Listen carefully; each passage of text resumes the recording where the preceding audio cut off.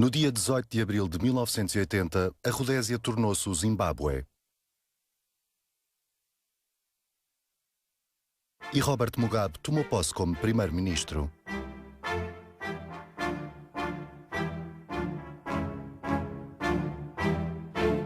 Ele era considerado um líder educado, capaz e honesto, e era a esperança de um Zimbábue independente.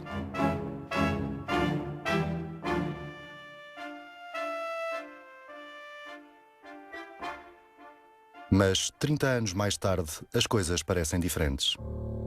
President Mugabe, who was a brave, proud leader in the resistance to the Smith regime and the insistence on real majority rule, has been corrupted by power as power corrupts everyone.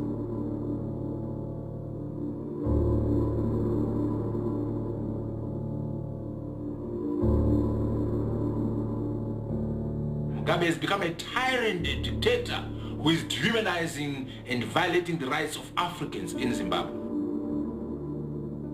Mugabe is brutal. He is brutal. There are so many people that have died because of him. There are so many people that have nothing today because of him. The whole nation is suffering today because of him. He instigates murder, he instigates disappearances, he is a corrupt man, he is everything but good.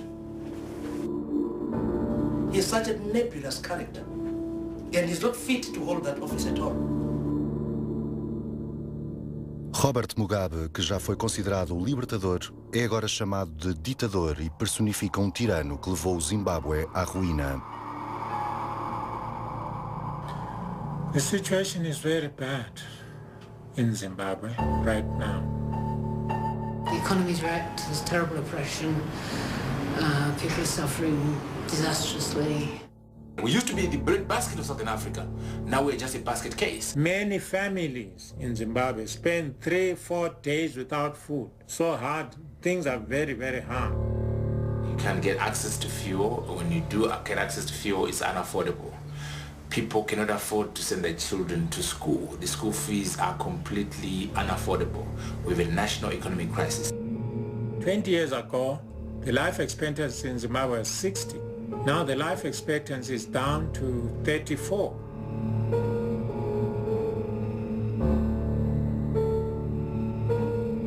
The people of Zimbabwe are saying we are sick and tired of being sick and tired. We want our freedom. We want our justice.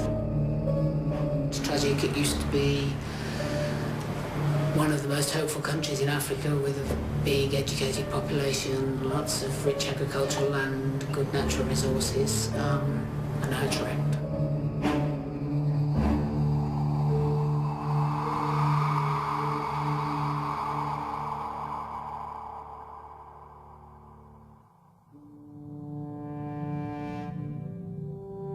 Desde o início, o Zimbábue tinha dois grupos políticos rivais. O ZANU, liderado por Mugabe, e o ZAPU, liderado por Joshua Nkomo. Divididos em linhas étnicas, o apoio pelo ZANU de Mugabe vinha da maioria étnica Shona, enquanto a base de apoio de Nkomo vinha dos Ndebele, uma minoria étnica do sul do Zimbábue, também conhecido como Matabeleland. Depois da independência, o ZANU de Mugabe formou um governo de coligação desconfortável com o ZAPU de Nkomo. Mas Mugabe queria eliminar a oposição e impor um Estado de partido único. Em 1982, quando foram encontradas provisões de armas em fazendas ZAPU, Mugabe acusou Nkomo de conspirar um golpe de Estado e lançou uma unidade do exército brutal chamada Quinta Brigada para aterrorizar e acabar com os apoiantes do ZAPU em Matabeleland.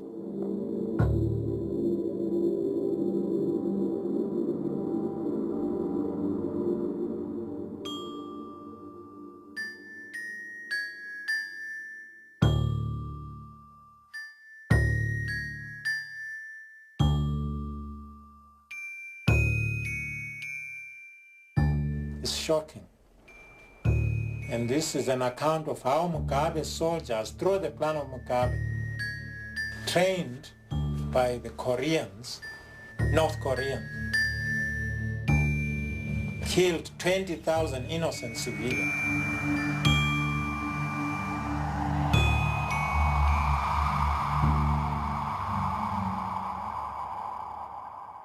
Mugabe unleashed terror that is untold. Thousands of troops came in, and our troubles began in Matabeleland.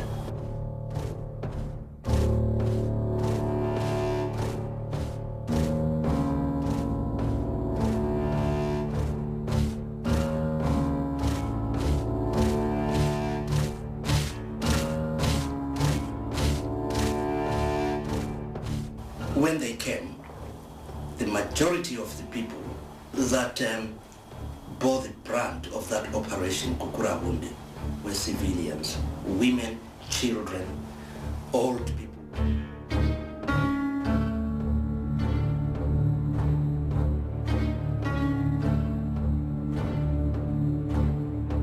They would bury people alive.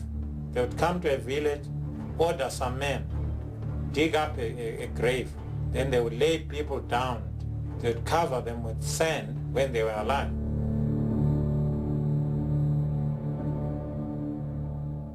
They would head people into a hut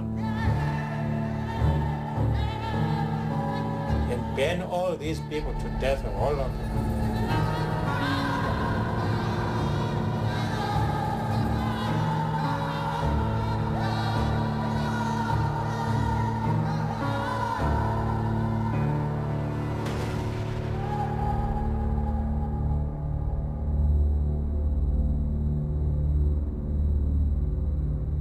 Villagers were harangued and beaten for hours on end.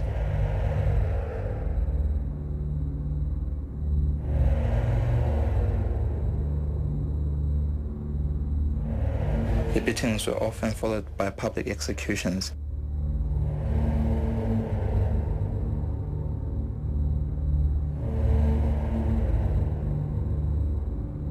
Often victims were chosen at random and included women. They were brought out and beaten, kept in the camp without food for a whole week, forced to cover pits with their own hands.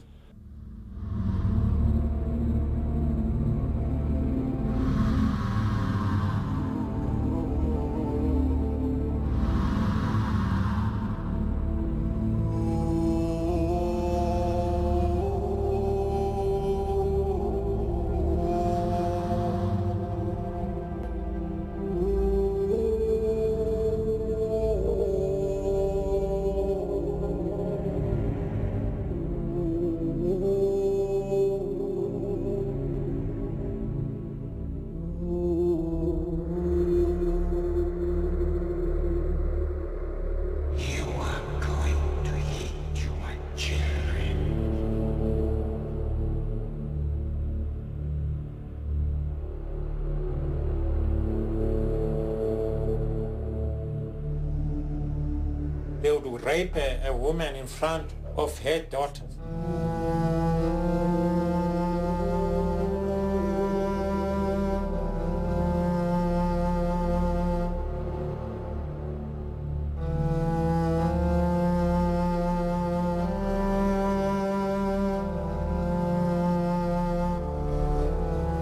They got a certain man, they poured petrol on him.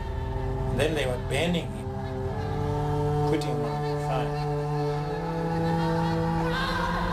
And this man's flesh was falling to pieces while he was burning. We will kill you and drink your blood. They would get people to lie down. Then with their boots they would walk on the people on their backs and then start shooting.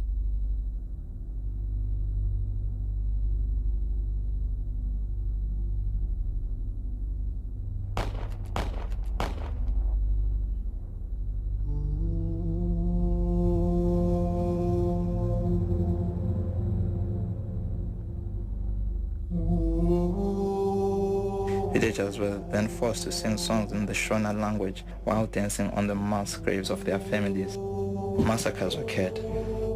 At my home, 7 people were killed. Own blood relatives, my sister and my brother. They were shot dead. The shooting went on for 30 minutes plus.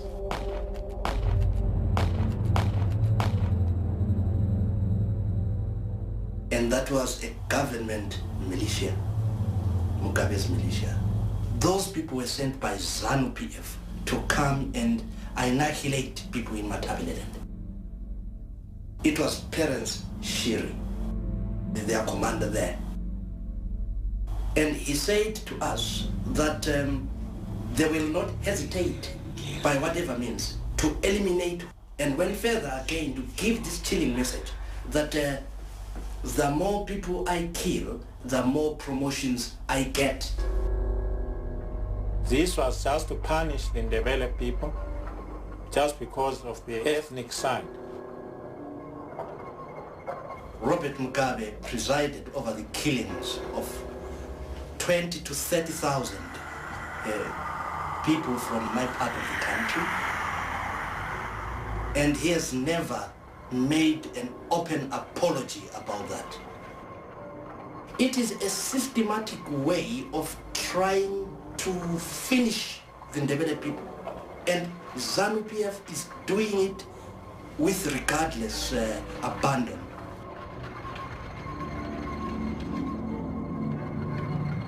A repressão cruel de Mugabe obrigou a liderança do ZAPU a submeter-se. Para parar a matança dos Ndebele que apoiavam o seu partido, Nkomo aceitou assinar o Acordo de Unidade em 1987. Com este acordo, o ZAPU era absorvido pelo ZANU, resultando num partido unificado chamado ZANU-PF. Desta maneira, Mugabe criou um Estado de partido único e deixou de ter oposição no Zimbábue.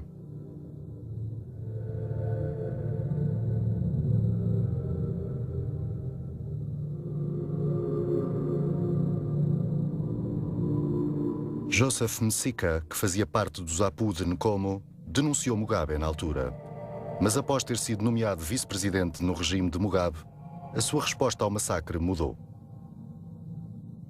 This is how some people portray the events at that time. It's not true. We are opposed to those boys who were calling themselves who were called dissidents. Were opposed to Gukraundi. Those had no support from both sides, I understand. As a matter of fact, we were open to each other. We talked to each other about it. We did not mince words. We didn't support dissidents. Neither did we support Gukraundi.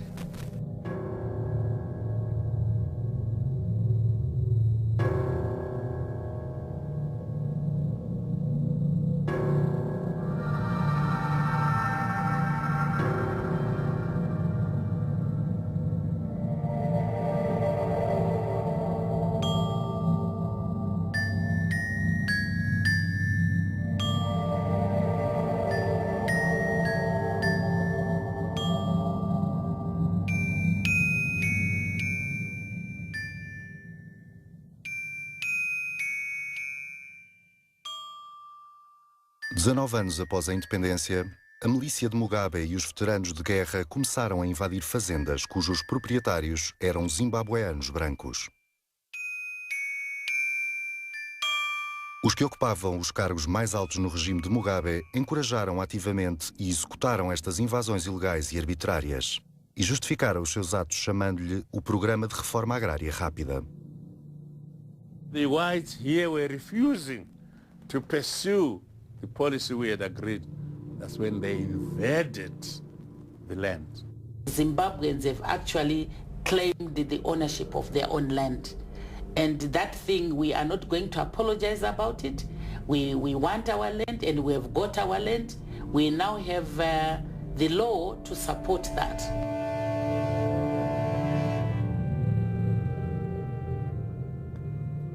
O chamado Programa de Reforma Agrária levou a sérias violações de direitos humanos.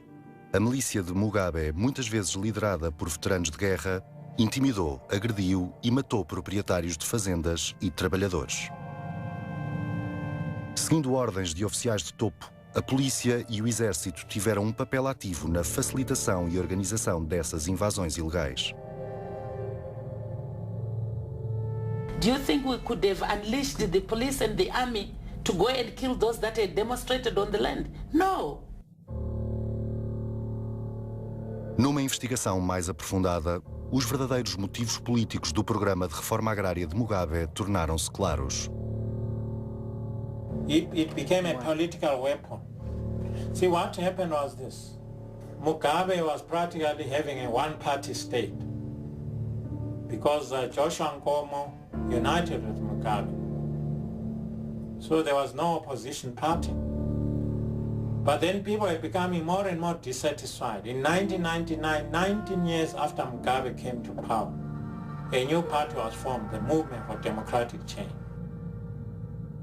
In 1999, they also went around trying to form a new constitution.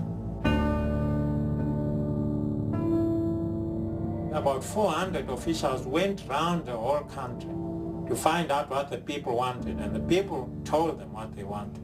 But then they ignored what the people wanted, and they put in the draft constitution, which was later called the Daft Constitution. They put Mugabe even more powerful. So there was a referendum in February 2000. February 14th, Mugabe was rejected. People went to vote. By 55%, they rejected that constitution.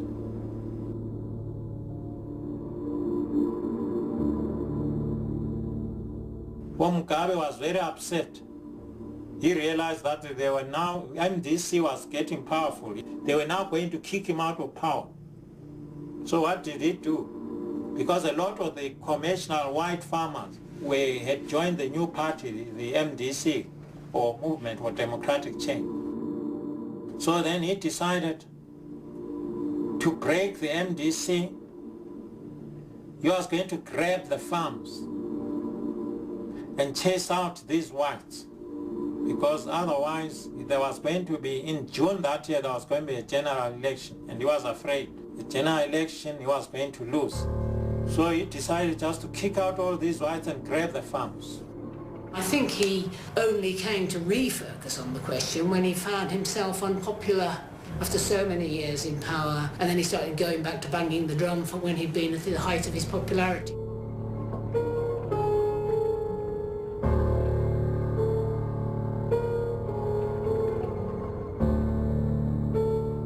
O regime de Mugabe ignorou repetidamente decisões judiciais que ordenavam que as invasões parassem. Os juízes que eram considerados pouco favoráveis eram intimidados, obrigados a admitir-se e substituídos por indivíduos leais a Mugabe. A Constituição foi emendada para permitir a aquisição compulsória de fazendas comerciais sem indemnização. We were naive for having allowed the Smith judicial bench to sit as our judicial bench, and we said we cannot have that. O objetivo declarado do programa de reforma agrária era tirar a terra dos fazendeiros comerciais brancos e redistribuí-la pelos zimbabueanos negros, pobres e sem terra. Mas, na realidade, milhões de pobres zimbabueanos foram deixados vulneráveis à fome e inanição. So it was a disaster. It wasn't properly done. We needed to have the land issue addressed, but not in the ad hoc manner that Mugabe has addressed it.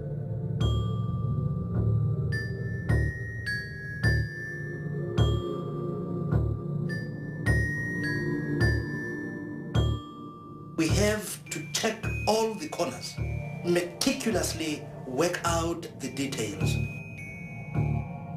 Not just to get up from your bed and say, we are going to take Mr. So-and-so's farm today and let the people go and settle there. You haven't even planned for those people. They have settled there right now. What is the next thing? They go on about felling trees, depleting of the resources on that farm. They don't even have the equipment to farm. And I don't believe, by the way, that the vast majority of the people in the rural areas were so pressed for land that it had to be done overnight in an ad hoc manner the way Mugabe did it. No. A implementação do programa de reforma agrária levantou sérias dúvidas sobre até que ponto tinha beneficiado os pobres sem terra. Várias centenas de milhares de trabalhadores agrários foram excluídos do programa por motivos políticos. A milícia de Mugabe e os veteranos de guerra tiveram um papel-chave em atribuir a terra e exigiam que os candidatos demonstrassem apoio ao ZANU-PF. Eles ultrapassaram procedimentos legais e discriminaram repetidamente os apoiantes da oposição. Mesmo aqueles que receberam a terra estavam inseguros quanto aos títulos de propriedade e sentiam-se vulneráveis à expulsão se não apoiassem o partido de Mugabe. It's not transparent, it's extremely corrupt. Only his men, his party, they get the land. Other people are not given the land.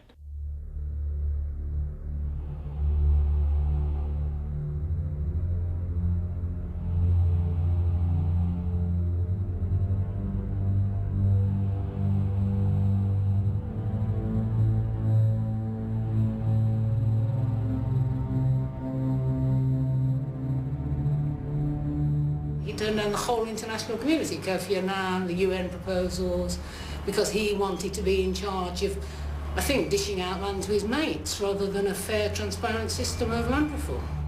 In the name of the people, we have taken all the funds from the white farmers. Those precious pieces of land have been parceled out to either the top brass in the army, top brass in the police force, ministers. And meantime, those farms were the ones that were providing the backbone of the economy to the country. That is tantamount to plunder. We were in agreement that there should be resettlement, but it was supposed to be done orderly. But overnight, Mugabe just chased out all these farmers. So it killed the backbone of the economy, because the economy of Zimbabwe was agro-based. O programa radical de reforma agrária de Mugabe perturbou a agricultura comercial, violou o direito à não discriminação e criou medo e insegurança entre os proprietários e trabalhadores das fazendas. Isto pôs em perigo a segurança alimentar, devastou a economia e deixou milhões de zimbabueanos à beira da inanição. Mas o governador do Banco Central do Zimbábue está em negação.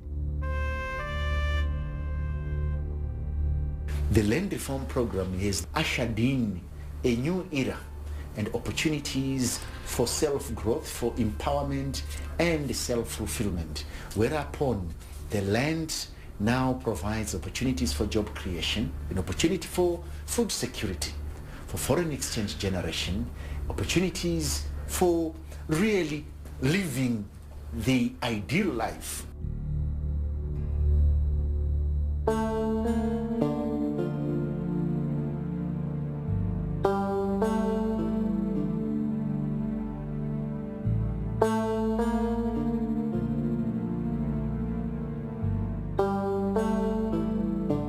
Com décadas de má gestão económica, corrupção e nepotismo, a economia zimbabueana estava numa espiral descendente.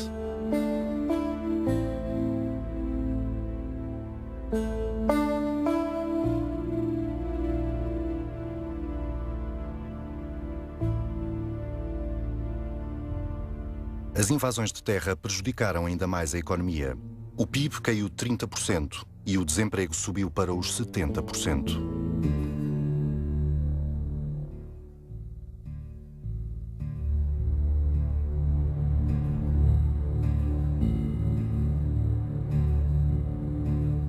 A agricultura comercial diminuiu drasticamente. Cerca de 80% da população vivia abaixo da linha de pobreza. No final de 2001, a economia do Zimbábue estava em queda livre.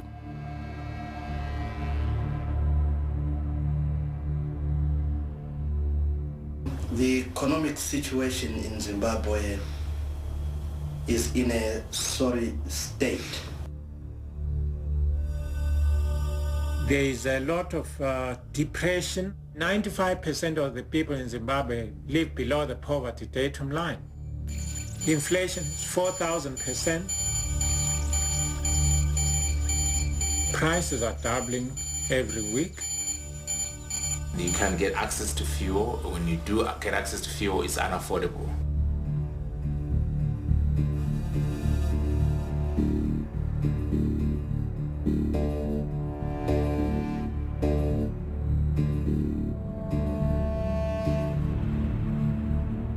People cannot afford to send their children to school. The school fees are completely unaffordable.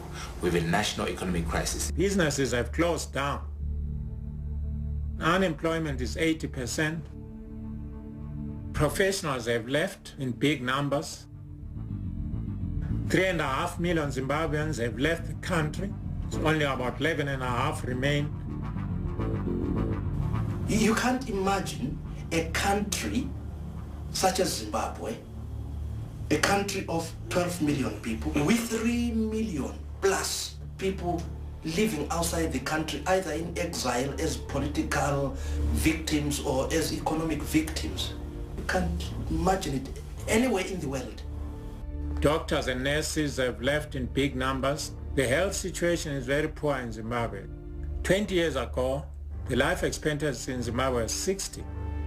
Now the life expectancy is down to 34. The worst of all is food. There's just no food.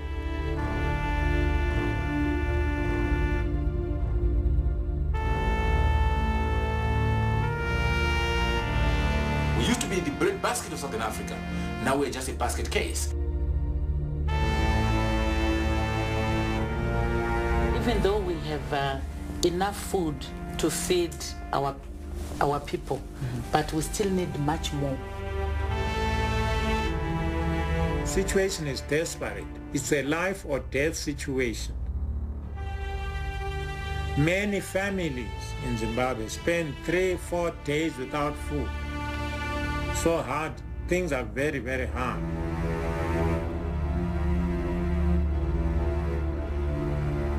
It's tragic. It used to be one of the most hopeful countries in Africa with a big educated population, lots of rich agricultural land, good natural resources, and now it's wrecked.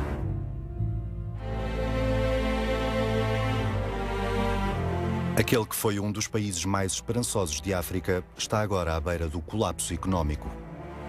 Mas Gideon Gono, o homem responsável por direcionar a economia do Zimbábue, parece pensar que é meramente uma questão de percepção. Let me say that against all this, it is an issue of perception.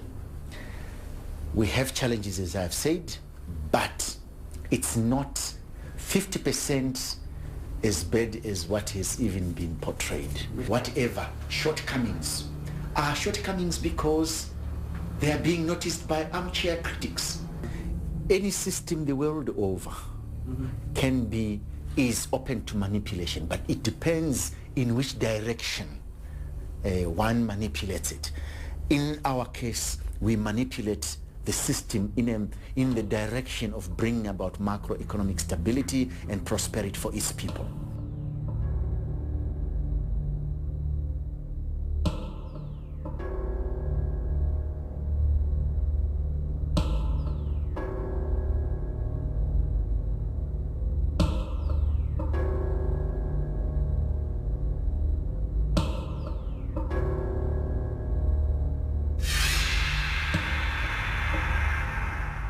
Longe de criar estabilidade macroeconómica e prosperidade, o regime de Mugabe pilhou a economia.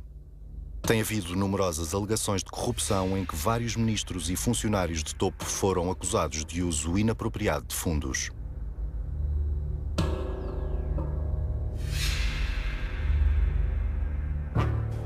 Top brass in the army, ministers, himself. Those people are living a life that no one would believe is true, contrary to what the people in Zimbabwe are experiencing. I can't believe it that Mugabe built a mansion worth millions. He's said now to be building another mansion Where does he get the money from? When people don't have anything to eat. His new wife, she had built a huge mansion in Harare, and before she could even set foot in it, she was selling it. And that mansion was built out of state funds. That is plunder.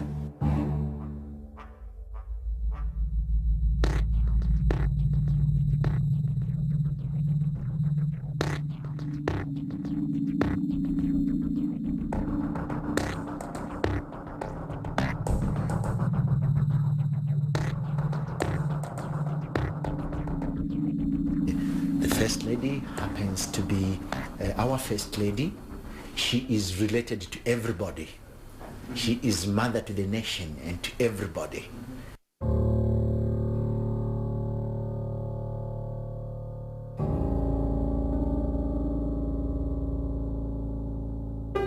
Devido a décadas de corrupção, abuso de direitos humanos e má gestão económica do regime de Mugabe, a União Europeia, o Reino Unido e os Estados Unidos impuseram sanções direcionadas a Mugabe e a 200 membros do seu regime.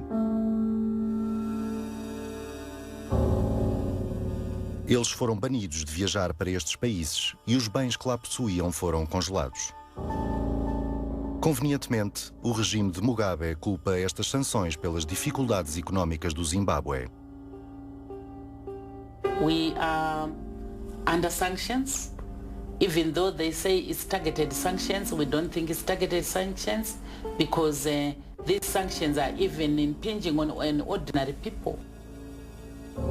We have targeted sanctions, and those targeted sanctions are aimed at Mugabe and his so-called top officials. These sanctions target them by way of stopping them from coming into Europe, freezing their assets in Europe and other countries such as America. So if they are saying that they are being banned from coming into Europe has contributed to the decline of the economy, that's funny. The policies of that government are anathema to any investment in that country. The Western world, they would like to help, but they're not going to give Mugabe's corrupt government the money which he's going to abuse anyway. The formal economy has actually collapsed, so we only have an informal economy in that country.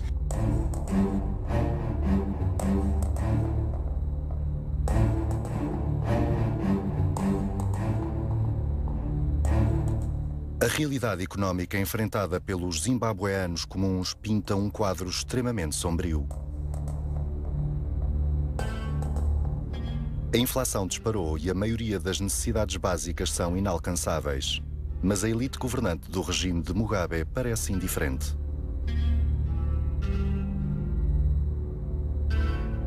This inflation, it was 1,600%. Then it came down to about 190 or so. Then it has gone back. You know, there are certain procedures that we are working on that will then see to it that the inflation goes down. And for a nation such as Zimbabwe, it's not something that you can say it's extraordinarily amiss. The focus is on the economy. The job description of a governor, particularly a governor of the Central Bank of Zimbabwe, is one which seeks to transform the economy on a high growth path. When we started our turnaround in January 2004, inflation was at 624%. We put in place measures that brought inflation down. This time next year, we will be talking of a totally different Zimbabwe altogether.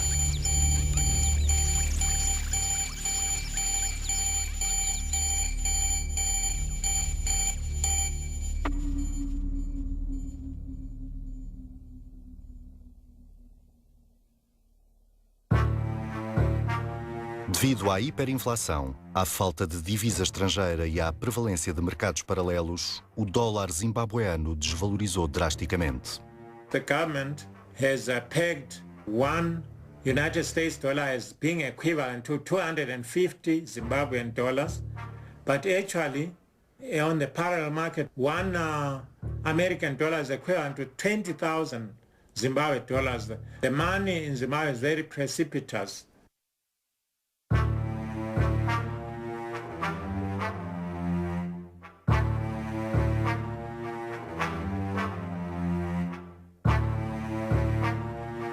One of the issues that we will be doing is to introduce a new currency. It has been done in Turkey, it's been done in Ghana, in Brazil, in Argentina, it was even done in Iraq. Apesar da introdução de medidas drásticas, a situação económica continuou a sua espiral descendente. Mas o arquiteto da economia em colapso do Zimbábue orgulha-se da sua capacidade de turnaround. That's where my strengths are, in finance, in banking, economics, and turnarounds.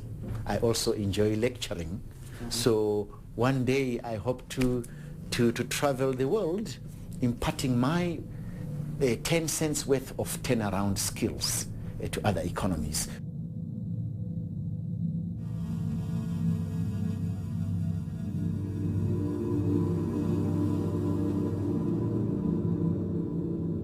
Os jornalistas que reportaram a situação de colapso da economia e as violações de direitos humanos foram ameaçados e intimidados. Gabinetes de organizações de imprensa críticas do regime foram bombardeados e destruídos. As organizações de imprensa internacional foram banidas e os jornalistas estrangeiros expulsos. Muitos jornalistas foram presos, espancados e torturados. Alguns simplesmente desapareceram.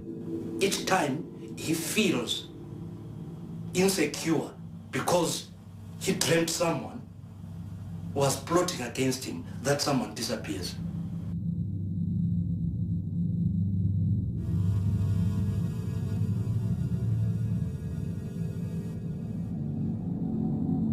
There's a lot of fear, there's intimidation. Mugabe is using his state intelligence for intimidation. Mugabe has put everyone in the country under scrutiny.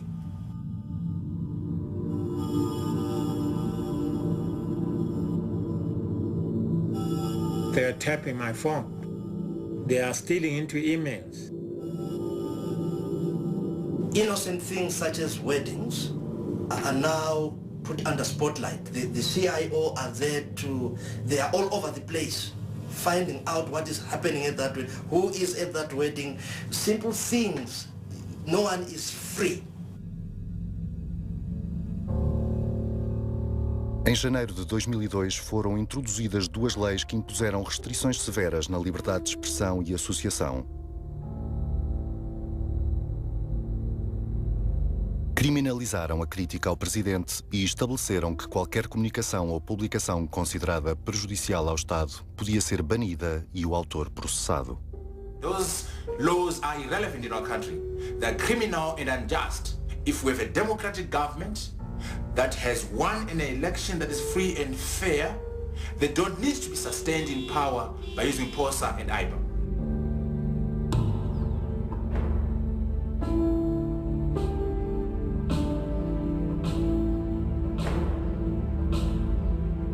As organizações de imprensa do governo foram usadas para atacar e enfraquecer a oposição.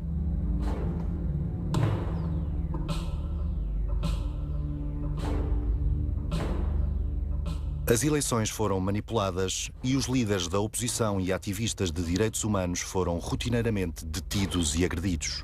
Mulheres que apoiavam a oposição foram violadas e torturadas como castigo.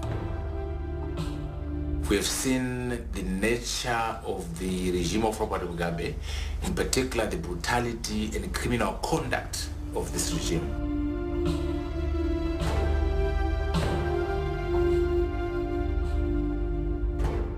Anyone who supports the opposition is victimized. Mugabe unleashed his supporters against the opposition because he knew he was going to lose the election. So they went around places, torching people's homes, beating up people, armed gangs roaming around, and it was frightening that. He knew he was cheating in the elections. So in the year 2002, just before the results of presidential election were announced, he was putting in the towns on every street. There were soldiers and the police to quell any uprising because he knew that people would be frustrated.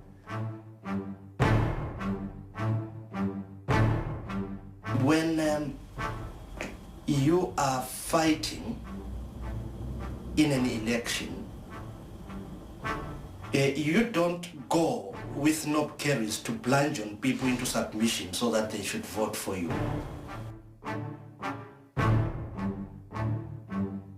The problem in Zimbabwe is that of legitimacy, because this regime that we're fighting is an illegitimate and illegal regime because they stole an election.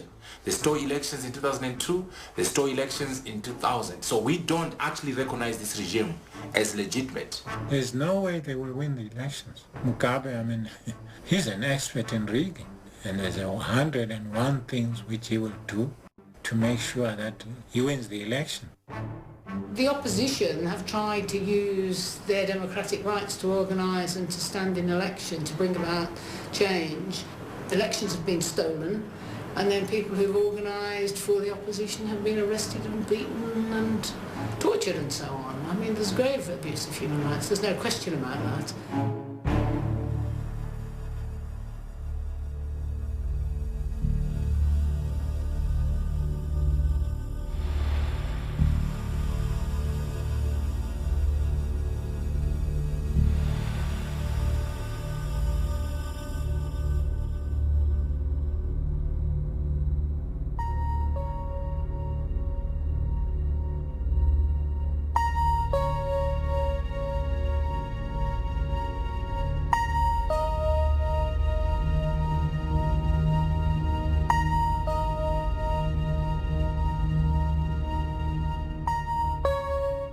Em maio de 2005, o regime de Mugabe começou a Operação Murambatsvina, uma campanha de larga escala contra as casas ilegais. Mas as Nações Unidas descreveram a campanha como um esforço para afastar grandes secções dos pobres urbanos, que são a maioria da oposição interna ao governo de Mugabe.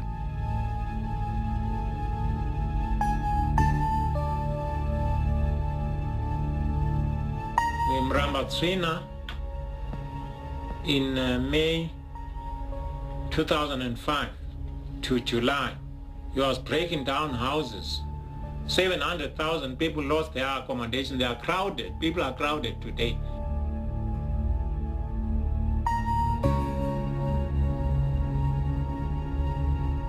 As Nações Unidas chamaram a Operação Murambatsvina uma crise humanitária em grande escala. Mas a elite governante de Mugabe permaneceu despreocupada e indiferente. This program having been infiltrated by people who wanted the people to get the negative side of government. We could have done it better had it not been for those infiltrators who made things worse. We have also said it was an unfortunate thing.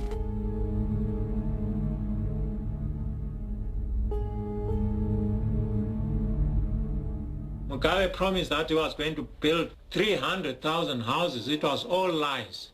He has built a few chicken houses, I think it's about 200 of them. No, they are uninhabitable.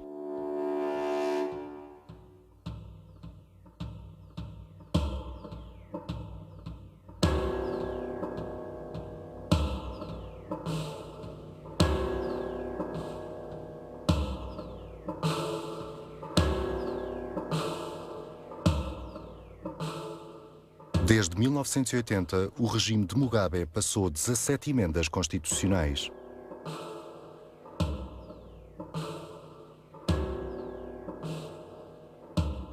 O resultado foi uma concentração de poder em Robert Mugabe e permitiu-lhe praticar abusos de direitos humanos com legitimidade. A Assembleia Constituinte Nacional, uma aliança de partidos de oposição, grupos de igreja e organizações cívicas, salientaram repetidamente as falhas da Constituição alterada e exigiram uma reforma constitucional. There would have to be a new constitution because the present constitution is very bad. That's the only way out. The illegitimacy we have in our country is a function of a flawed constitution. The legitimacy we have in our country is because of bad electoral laws. The legitimacy we have in our country is because of bad laws like IPA and POS. So that is the only practical way out of the crisis.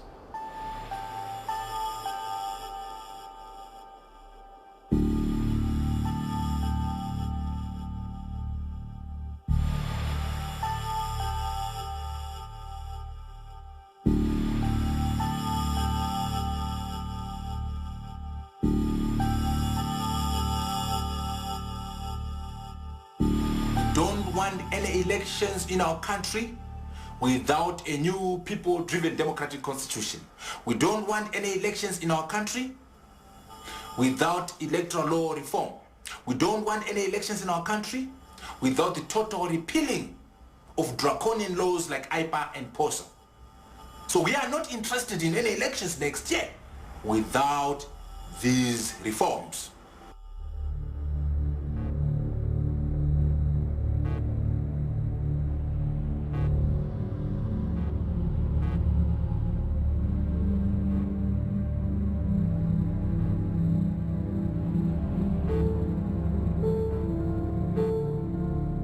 Após passar uma lei de compromisso de mudança constitucional mediada pela África do Sul, realizaram-se eleições presidenciais e parlamentares a 29 de março de 2008. Os líderes da oposição dividida juntaram-se para se oporem a Robert Mugabe. They are going to present a united front against Mugabe. In other words, for example, for the presidency, we will present a single candidate. Who that candidate is a secondary debate and discussion. The definition of success for me is not me becoming president, but rather our country becoming a successful economy. And I'm prepared to work under anybody or any political party that can transform our country from poverty to prosperity, to success. However, if it requires that I become president to achieve that result, so be it. Nas eleições que se seguiram, não foram permitidos observadores dos Estados Unidos e da União Europeia. Apesar da fraude eleitoral em grande escala e da manipulação de resultados, a disputa sobre os resultados levou a uma recontagem total dos votos.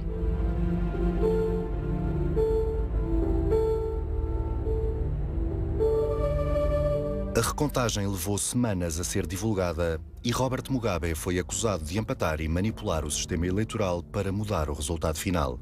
Após a violenta eleição presidencial, foi criado um governo de coligação por mediadores sul-africanos em 2008.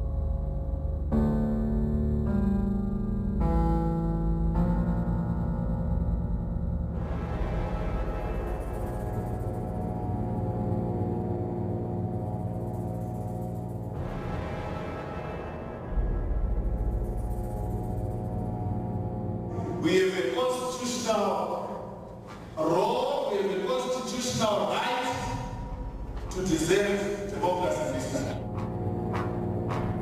Mugabe must go. We must kick him out and then start afresh. He went around doing a lot of damage in the people's life. We must bring people like Mugabe down.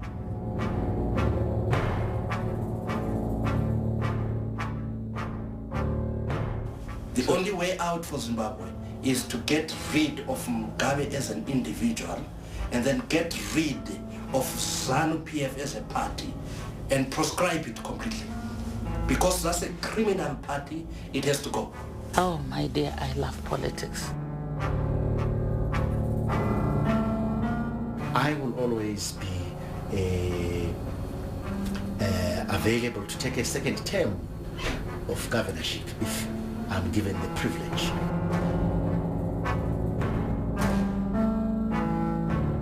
He's a very old man. He's not going to last forever. When he goes, there'll be a chance for the people of Zimbabwe to change their country, but I don't know exactly how it's going to be changed, but it will be changed because it gets ever worse. We want change in Zimbabwe. There are people who think they can change Mugabe. They are just smoking a dream pie. Mugabe and ZANU-PF, you can go to hell and hang.